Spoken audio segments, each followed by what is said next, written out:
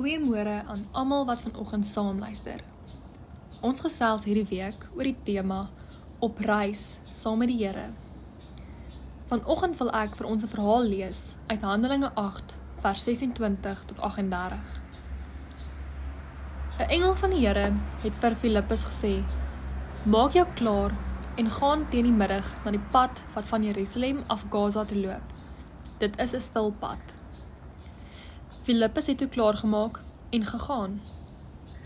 'n Ontmande Ethioper, wat 'n hoë pos bekleed aan die hof van die Kandake, soos die koningin van Ethiopië genoem is, en wat oor geldsake beheer het na Jerusalem toe gekom om te aanbid. Hy was nou op pad terug en het op sy wa gesit en lees uit die profeet Jesaja. Toe sê die Gees vir Filippus: "Gaan loop saam met daardie wa." Filippus het daarin gehardloop en gehoor dat die man uit die profeet Jesaja lees. Hy vra toe vir hom: "Verstaan u wat u lees?" En die Ethiopiër antwoord: "Hoe sou ek kon as niemand dit vir my uitlê nie?" Hy het Filippus gevra om op te klim en by hom te kom sit. Die skrifgedeelte wat hy gelees het, was dit: "Soos 'n skaap is hy gelei om geslag te word, en soos 'n lam wat stil is as hy geskeer word, het hy nie sy mond oopgemaak nie. In sy vernedering het daar nie reg aan hom geskied nie. Wie sal van sy nageslag kan vertel? Sy lewe op aarde word beëindig." Die amptenaar vra toe vir Filippus: "Sê vir my asseblief, van wie praat die profeet hier? Van homself of van iemand anders?" Filippus het by hierdie skrifgedeelte begin en die evangelie oor Jesus aan hom verkondig. Onderweg kom hulle toe by water aan en die amptenaar sê: "Hier is water. Wat verhinder dat ek gedoop word?"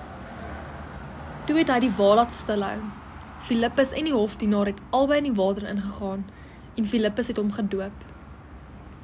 Toe hulle uit die water kom, het die Gees van die Here vir Filippus weggeneem. Die amptenaar het hom nie meer gesien nie en het sy reis met blydskap voortgesit. Soms op ons reis stuur God mense op ons pad, of stuur hy ons na ander, op presiese tye en op spesifieke plekke. God stuur vir Filippus op 'n ongewone pad, nie met 'n plan nie, net met gehoorsaamheid. En God gebruik hom om 'n ander reisiger te ontmoet, iemand wat vra het, wat meer wil weet. En deur Filippus se teenwoordigheid en die skrifuitleg, kom die Ethiopiër tot geloof. Hierdie verhaal bring my tot die vraag: wat doen ek op my reis? Filippus was beskikbaar en gewillig en gehoorsaam. En net soos hy, wil ek ook beskikbaar wees. Daarom luister ek na die Gees. Ek deel wat ek weet, selfs al voel dit klein of eenvoudig. Ek reis saam met ander, al is dit net vir 'n kort rukkie. Vra vandag vir jouself: wie plaas God vandag op jou pad? En aan wie stuur hy jou? Mag jy oop wees vir die Here se wil en gehoorsaam wees op hierdie reis. Kom ons bid saam.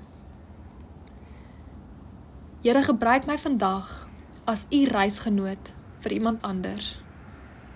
Help my om gehoorsaam te wees wanneer u my wil stuur en my gebruik. Mag u Gees my lei en my oë oopmaak om daar te wees vir ander. Amen.